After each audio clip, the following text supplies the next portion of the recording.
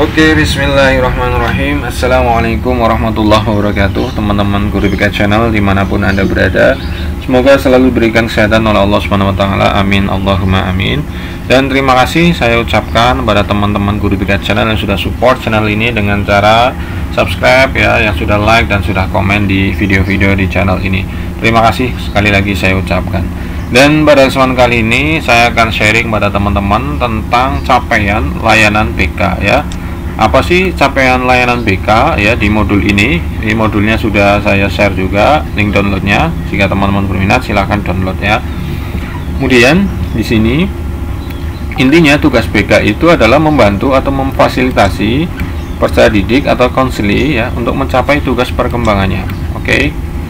Keberhasilan peserta didik atau konseli menyelesaikan tugas perkembangan dapat membuat mereka bahagia. Jadi memfasilitasi mereka mencapai tugas perkembangannya sehingga mereka bahagia dan akan menjadi modal bagi penyelesaian tugas-tugas di fase berikutnya. Jadi memang dalam psikologi perkembangan itu dulu kita belajar tentang tugas-tugas perkembangan ya, sesuai pada rank usianya. Ketika SD tugas perkembangannya apa, SMP atau MTS nanti tugas perkembangannya juga berbeda dan itu harus dipenuhi. Ketika tidak dipenuhi maka dia dikatakan tidak sukses dalam menyelesaikan tugas perkembangannya, dan disitulah dikatakan timbul problem. Jadi masalah terjadi ketika peserta didik atau konseli tidak bisa memenuhi tugas perkembangannya.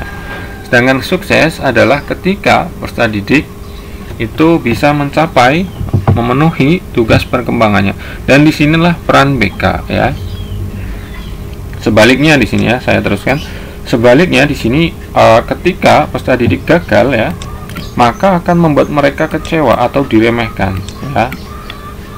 Kemudian kegagalan ini akan menyulitkan dan menghambat peserta didik untuk menyelesaikan tugas perkembangan di fase berikutnya. Jadi katakanlah ini SD, SMP, SMA di sini ini harus selesai dulu ya sebelum ke fase SMP ini atau MTS ini. Kemudian di MTS harus selesai sebelum ke fase SMA ya. Misalkan yang gampang saya contohkan adalah misalkan di SD umumnya adalah siswa SD itu sudah mampu membaca minimal Iqra lah ya atau Al-Quran. Nah kok di SMP belum, maka bisa dikatakan dia bisa atau belum bisa menyelesaikan tugas perkembangan di waktu SD, sehingga ketika di SMP dia belum bisa membaca Al-Quran padahal teman-teman umumnya sudah bisa, maka dia akan merasa minder, insecure ya, kalau anak sekarang bilangnya insecure. Jadi memang harus diselesaikan di tugas di fase sebelumnya dulu. Oke, jadi contoh gampangnya seperti itu. Tapi ketika anak bisa di SD sudah bisa memenuhi tugas perkembangannya, misalkan tadi membaca Al-Quran dengan baik dan benar, maka ketika SMP dia akan percaya diri ya, karena dia bisa dan teman-temannya juga bisa. Jadi dia merasa bahwa dia di lingkungan yang benar, di posisi yang benar. Tapi ketika dia merasa minoritas yang belum bisa membaca Al-Quran, maka disitulah problem ya, disitulah peran BK untuk melakukan bimbingan atau melakukan konseling ya. Kemudian di sini ditulis keberhasilan guru BK atau konselor dalam fasilitasi peserta didik akan mendukung optimalisasi capaian pembelajaran yang diampu guru mapel lah. Tadi saya contohkan seperti itu, misalkan membaca Al-Quran itu bagiannya guru Quran hadis ya kalau di MTS. Jadi kalau kita bisa membantu siswa, maka kita juga harus berkolaborasi dengan guru mapel ya.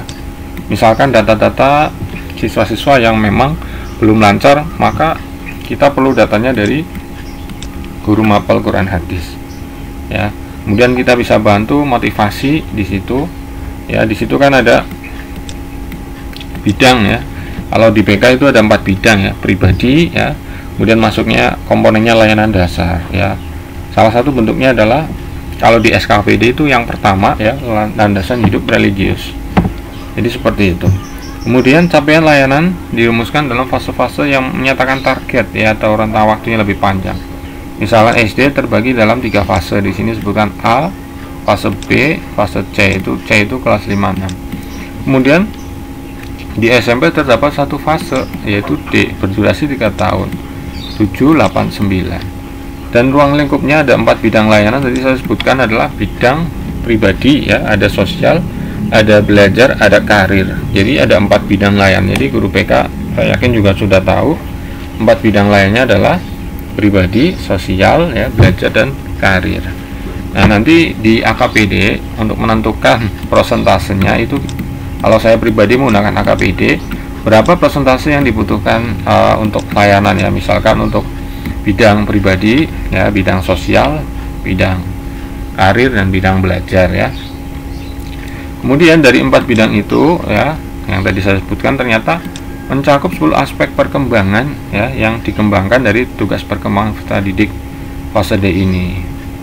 Jadi di abad 21 ini, ya, dalam konteks Indonesia.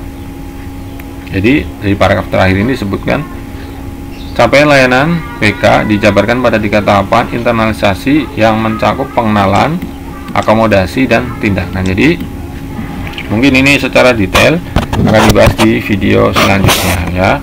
Tapi di sini saya ingin menekankan bahwa 10 aspek perkembangan ini di dalam BK itu disebut SKKPD, ya.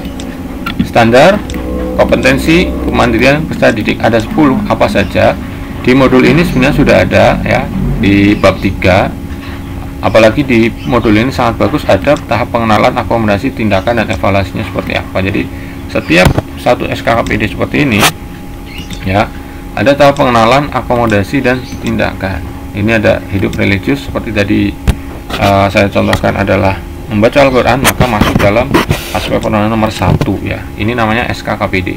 Ini sesuai dengan POP BK SMP 2016. Oke. Ini ada 10, yang terakhir adalah teman sebaya. Jadi tahap pengenalan seperti apa? Mengenal arti tujuan ibadah. Akomodasinya adalah membuat anak berminat, ya, mempelajari itu. Kemudian tindakannya, ya, melakukan berbagai kegiatan. Misalkan di madrasah kami membiasakan sholat duha berjamaah dulu, ya, sebelum pandemi. Maka, ya, kita melatih sholat duha berjamaah, kemudian pembiasaan membaca Al-Quran sebelum memulai pelajaran, ya, setiap harinya di setiap pagi 15 menit atau berapa, ya, sesuai kebijakan dari madrasah masing-masing. Dan kurang lebih capaian tentang layanan BK di video ini saya cukupkan di sini. Mungkin di video lain kita akan membahas lebih detail tentang setiap aspek itu satu-satu, dan tahapnya itu mencakup ini ada pengenalan, akomodasi, dan tindakan, ya. Kurang lebih seperti itu di video ini. Mohon maaf jika ada kekurangan. Kita sama-sama belajar, ya. Jika ingin modulnya, PDF-nya bisa download di deskripsi nanti. Insya Allah saya kasih link downloadnya. Terima kasih dari saya Abdul Mujib. Wassalamualaikum warahmatullahi wabarakatuh.